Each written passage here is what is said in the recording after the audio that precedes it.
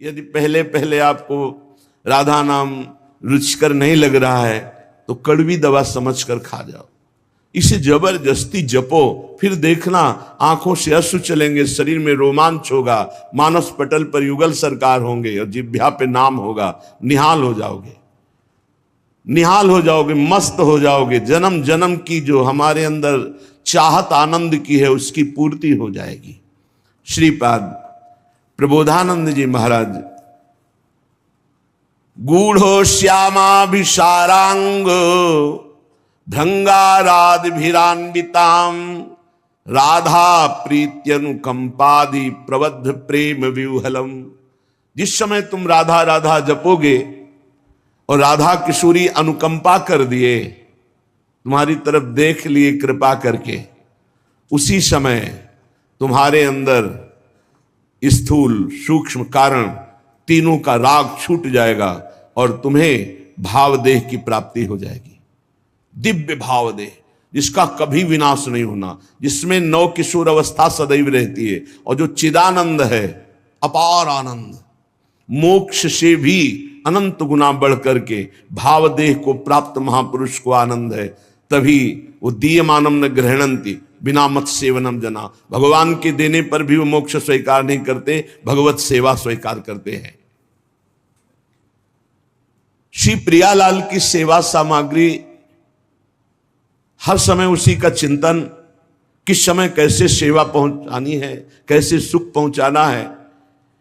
अत्यंत प्रेम विवल होकर भावदेह को प्राप्त होकर के सखियां विविध प्रकार की श्रृंगार आदि सामग्री को संजोती रहती हैं और श्री जी को सुख पहुंचाती रहती है। ये कहां से मिला? बोले राधा प्रीत्यानुकंपादि। जब वो खूब राधा नाम जपा तो राधा नाम से प्रीति हो गई, तो राधा किशोरी की अनुकंपा हुई और दिव्य भाव देह की उससे प्राप्ति हो गई। राधा पादाब्ज सेवान्य स्पृहा कालत्रयोज्झितां राधा प्रीति सुखाम बोधाव पारे बुड़िताम सदा। राधा राधा जिह्वा से जपती है और श्री राधा चरण कमल की सेवा में समय व्यतीत करती है। कोई भी जिनके अंदर इच्छा नहीं रह गई, वासना नहीं रह गई, वो अपार प्रीति सुख में डूबी हुई राधा सहचरी पद को प्राप्त होती है। चाहे वो पुरुष शरीर हो चाहे स्त्री शरीर हो, ये पोशाक है। आंतरिक सच्चिदानंद वो देह को प्राप्त होता है, भाव देह को। राधा पादाब्ज सेवान्य स्पृहा, अन्य कोई इच्छा नहीं। ये बड़े भाग्यशाली जन हैं जो थोड़ी भी सेवा स्वीकार किए हैं। एक गृहस्थ जो नौकरी करता है, उसने प्रश्न किया कि हम आठों पहर अष्टयाम सेवा नहीं कर सकते क्योंकि हमें ऑफिस जाना होता है, और अष्टयाम सेवा का बड़ा महत्व सुनते हैं तो बहुत हृदय में जलन होती कि मेरा जीवन व्यर्थ जा रहा है। मैं प्रातः सेवा करता हूँ श्रृंगार तक और फिर शायम आकर के सेवा करके शयन करा देता हूँ, बीच की सेवा हमसे नहीं हो पाती क्योंकि हम ऑफिस की सेवा में रहते हैं। ऑफिस में भी सेवा हो सकती है, 5 मिनट का समय मिले तत्काल राजभोग लगाइए, वहीं ऑफिस में बैठे बैठे भाव में अपने घर के ठाकुर का ध्यान कीजिए। आपको सच्चिदानंद विग्रह का ध्यान नहीं हो रहा, इतनी अभी पवित्रता नहीं आई, तो जो कुटिया में आपके ठाकुर जी विराजमान उनका तो ध्यान कर सकते हो। उनका ध्यान किया, सामने थाल में सुंदर सुंदर भोग सामग्री, फुल्का, दाल, सब्जी, कढ़ी, चावल, ये अमुक अमुक पदार्थ, सुंदर निर्मल स्वादिष्ट जल पवा रहे, 5 मिनट में पवा दिया, आचमन करा दिया, हो गई सेवा।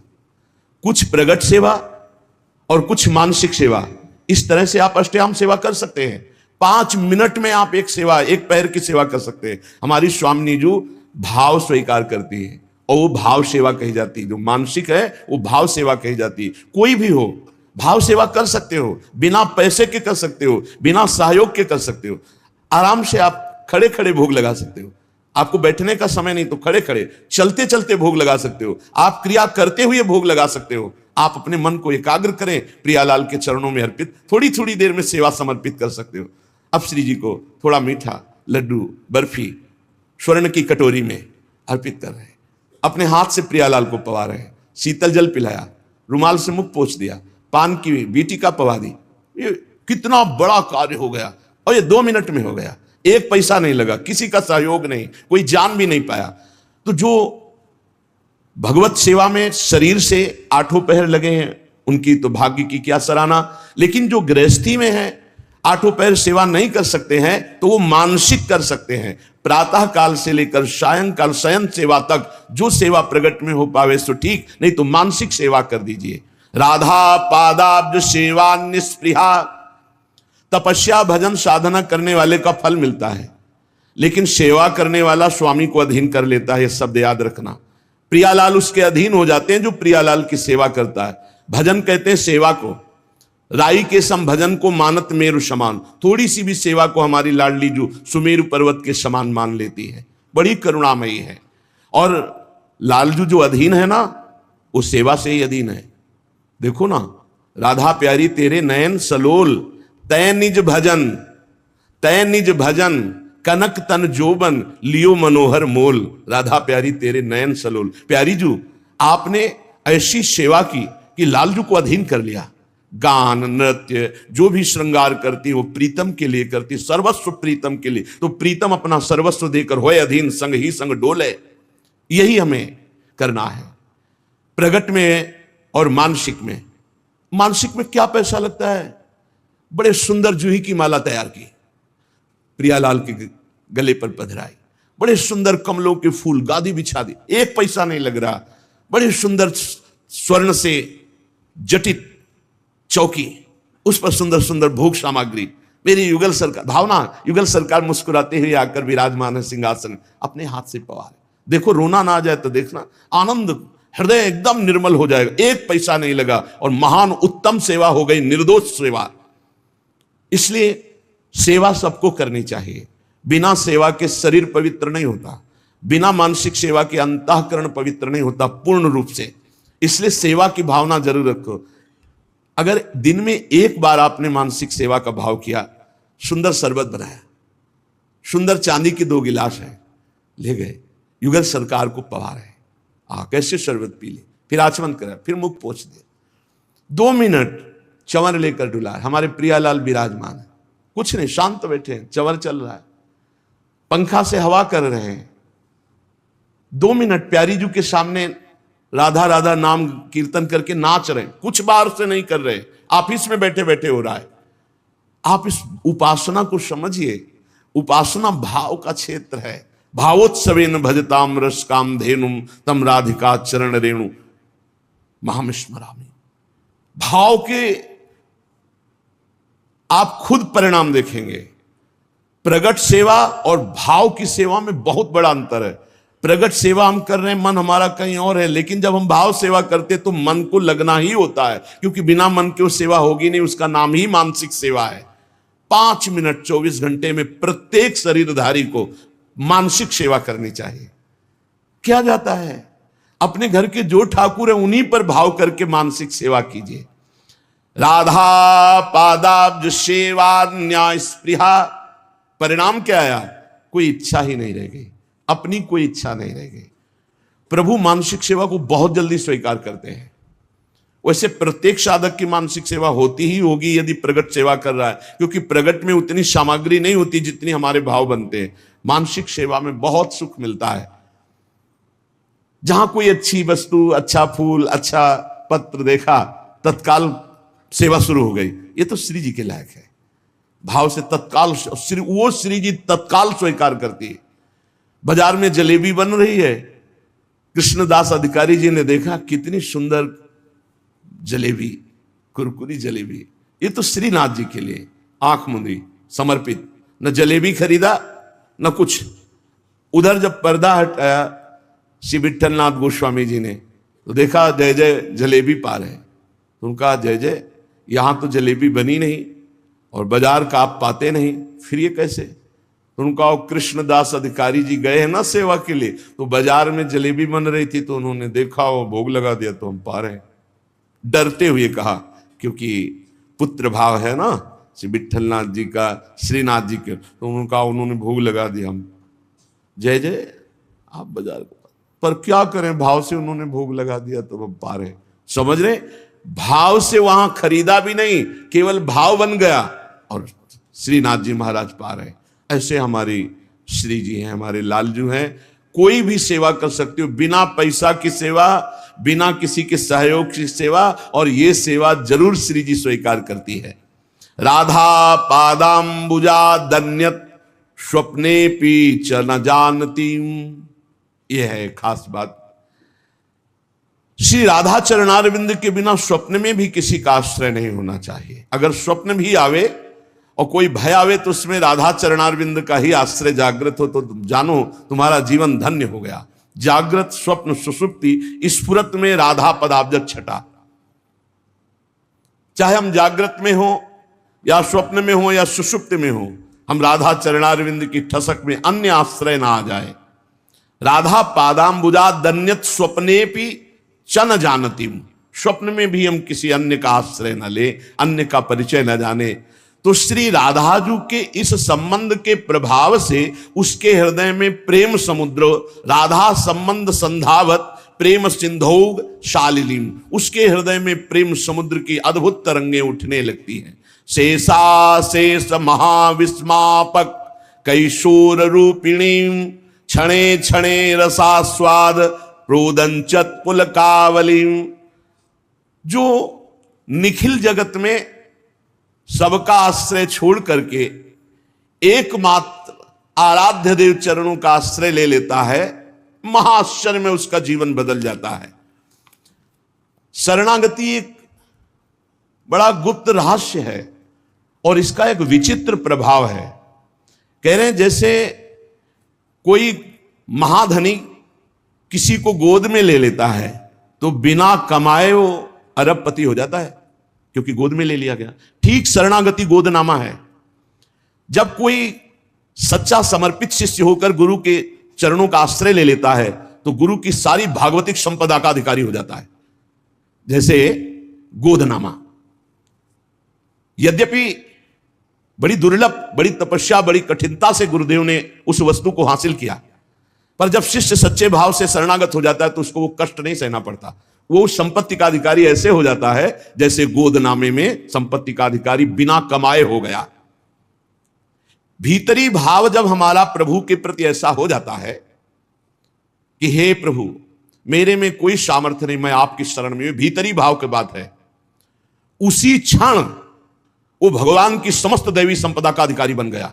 सारे पाप नष्ट हो गए, वो निर्भय हो गया, निशंक हो गया, निशोक हो गया, निश्चिंत हो गया। कोई चिंता नहीं, कोई शोक नहीं, कोई भय नहीं। जो जाको शरणों गहे ता कहां ता की लाज, उल्टे जल मछली चले बहो जात गजराज। बड़ी प्रबल जल की धारा जो हाथी को भी बहा दे, तो मछली जल का आश्रय लिए वो मछली उसी उल्टी धारा में चढ़ जाएगी, उसका रोक नहीं होगा। बोले ऐसे ही कोई चाहे जितना असमर्थ हो, भगवान की शरण में हो गया तो जो दुरंत माया है वो उसको पार कर जाएगा। मामे वे प्रपद्यन्ते माया में ताम तरंतिते।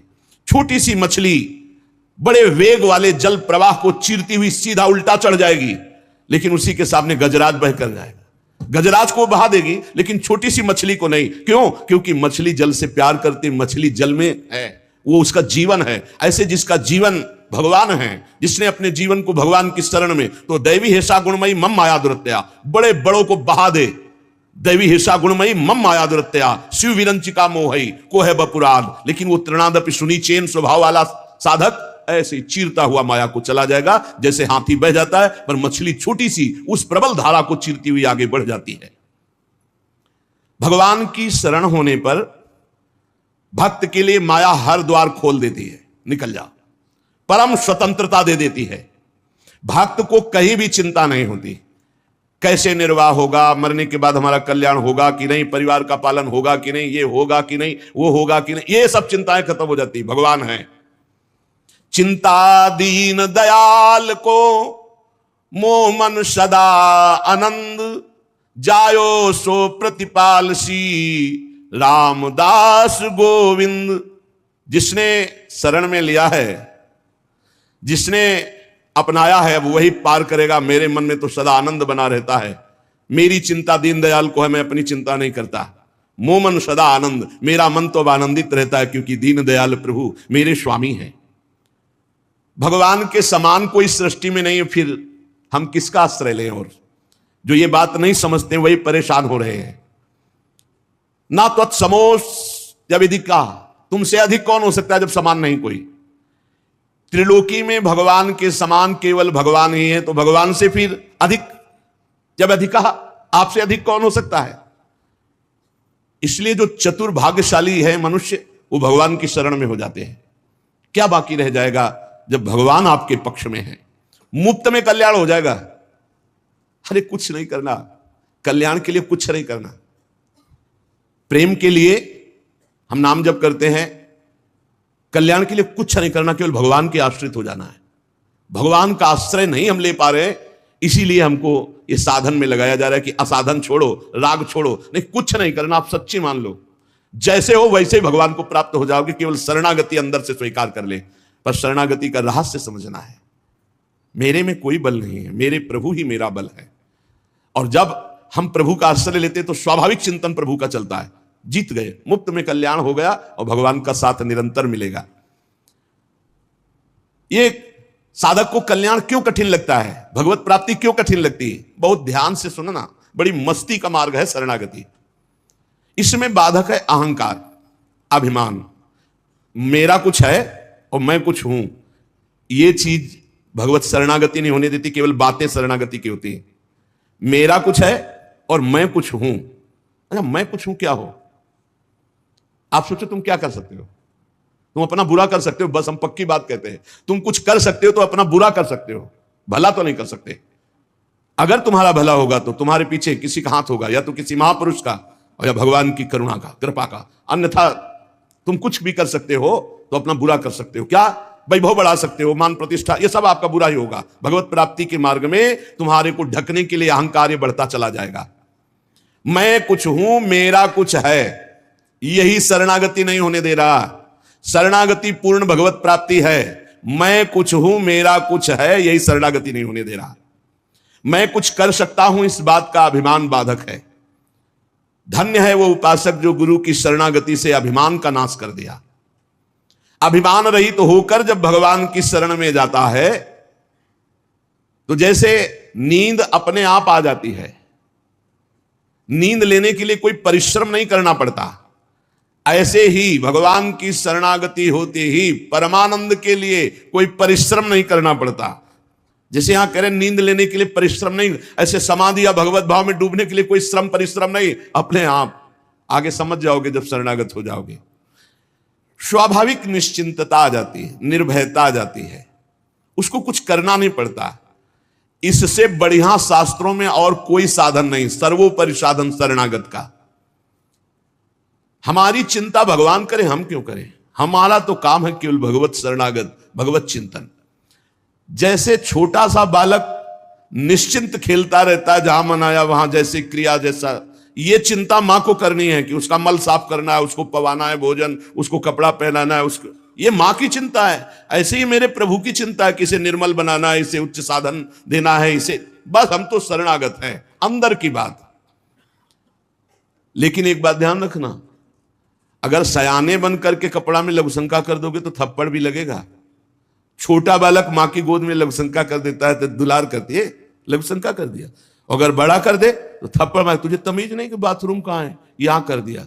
हम ये छोटे बालक की हो रही असमर्थ जो भगवान की शरण में, और अपने को जो मैं कुछ हूं और मेरा कुछ है, ये सयाने हैं, थप्पड़ियाए जाएंगे।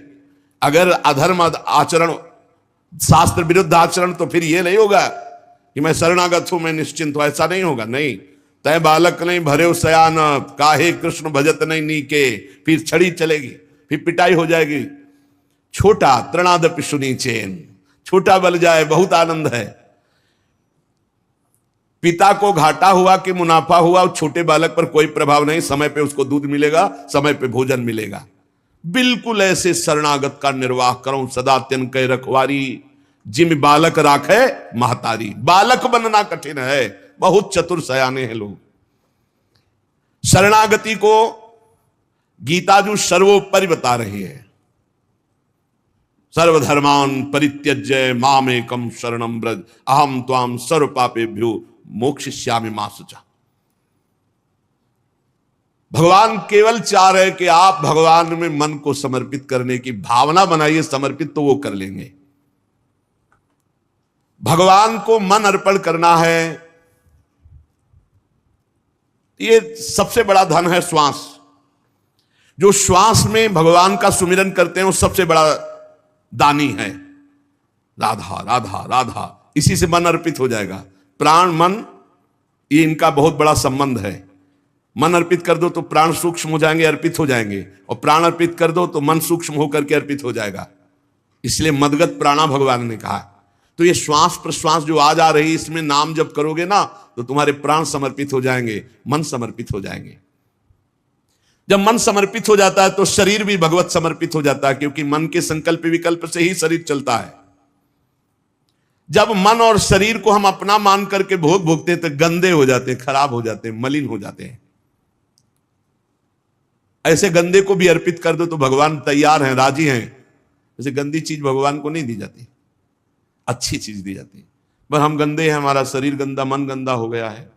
हम जो तात्पर्य है वो अंतःकरण तदात्मता से है। जैसे भी उनका आदेश है, अपचेत सुदुराचारो भजते मामन अन्य भाग। तुम महान दुराचारी रहे हो तो भी आओ, मेरी शरण में आ जाओ। जो नर होए चराचर द्रोही, आवे सभय शरण तक मोही। आ जाओ, उभय भांति ते या न हो, हंस कह कृपा निकेत। दोनों स्थिति में तुम्हें शरणागति के लिए छूट है।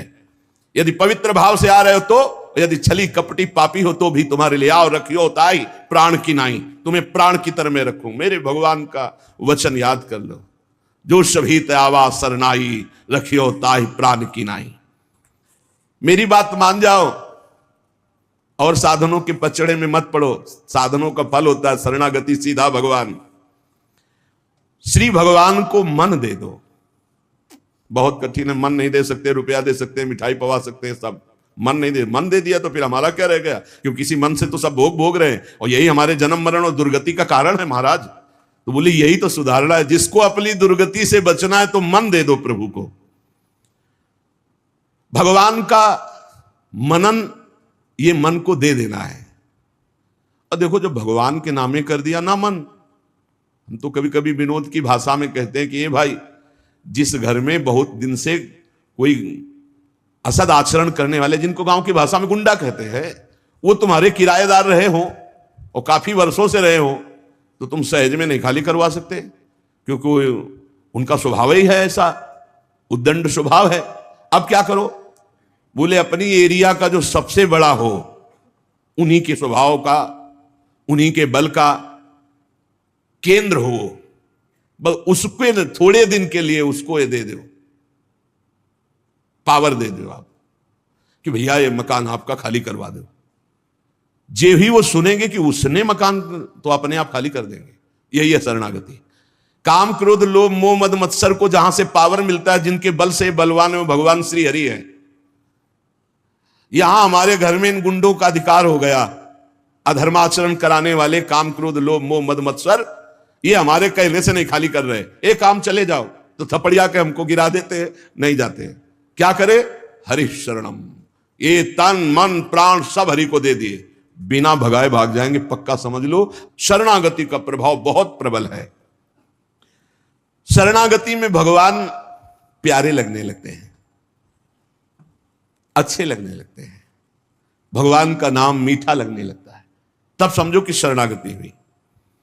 आपको श्री जी से कितना प्यार है आप नहीं पहचान सकते, लेकिन कोई श्री जी के विषय में बोले फिर आपको कैसा लग रहा है? प्राण व्याकुल हो जाए, हृदय में आग लग जाए, तो इसका मतलब प्रीति है। ये इष्ट की प्रीति है जो तुम्हें व्याकुल कर दिया, तुम्हारे अंदर जो जलन पैदा कर दी। प्रभु प्यारे लगने लगे। कोई बोले महारानी जी की जय, हमारे माई श्यामा जी को राज, राधा किशोरी की जय, तो नेत्रों से देख के ऐसा क्या दे दूं इसको, क्या कर दूं इसको? जैसे अपने भाई, अपने मित्र, अपने माता पिता अच्छे लगते हैं, कम से कम इतना तो भगवान अच्छे लगने लगे। तो ये जब खूब सत्संग सुनोगे, भगवान की लीला कथा सुनोगे, नाम जप करोगे, तब और फिर तो इतने अच्छे लगने लगते हैं कि इन सबका संबंध विस्मरण हो जाता है। भगवान को कहीं आना जाना नहीं हो, तुम्हारे मन में ही बैठे, तुम्हारे हृदय में ही बैठे, तुम्हारी एक एक बात समझ रहे हैं। भगवान की शरण होना बहुत बढ़िया विश्वास पूर्वक भगवत प्राप्ति का मार्ग है। श्री भगवान कह रहे केवल नमस्कार मेरे को करते रहो तो तुम्हें भगवत प्राप्ति हो जाएगी।